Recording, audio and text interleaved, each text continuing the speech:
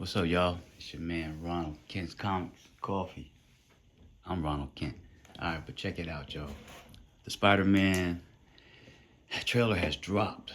Spider-Man trailer has dropped, and there's some things that have come up that I don't know. I'm just kind of like I thought I was solid on what was gonna be happening in Daredevil. It's coming up next week, next Tuesday, and I thought I was pretty solid on who was gonna be who in this brand new day. But after seeing that trailer yesterday, I don't know. Some things are still lingering.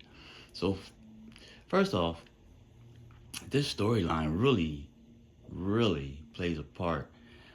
And it looks as if it could be something along the Omega Effect storyline. I did a little deep dive into, the Hand and Spider-Man battling, and it took me to this storyline. And I actually heard a couple other people talking about this yesterday, the Omega Effect. It was kind of it was a crossover. Not going to go into the details, but the Punisher, Daredevil, and Spider-Man were all involved. And there was a certain redhead that I think maybe a few months ago we were all kind of saying when we found out Sadie Sink was going to be in this. Who is she going to be? Well, I remember jumping in there and saying, "Hey, Punisher with a partner." I was thinking Rachel because Rachel was a very big part of this storyline. The partner, Rachel. Okay, this was somebody that kind of was like a little protege of his. She kind of had thoughts like him, beliefs like him, and but she was not quite there yet. She was on her way, but that's kind of who I thought. But then as time went on, and we found out that Sadie Sink was going to be in the next few movies. I said, well, it wouldn't make sense for them to say that put Sadie Sink as Rachel because what is Rachel going to have to do with any of the Doomsday and the next two Avengers movies? What part is she really going to play in that? So that didn't make sense to me. That's when I really started to double down on her being the Phoenix, Jean Grey, because that's what made sense. Because we are going into the X-Men saga here soon. So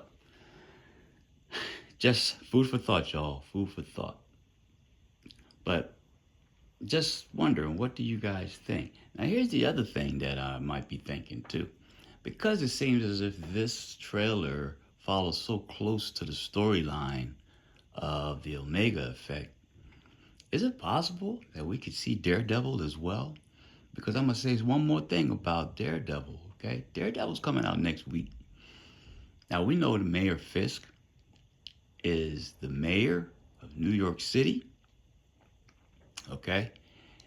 But my question now is, we saw Peter Parker getting the key to the city. Mayor Fisk is totally against the vigilante aspect. So this is totally what Daredevil is about. Mayor Fisk is not giving Spider-Man the key to the city.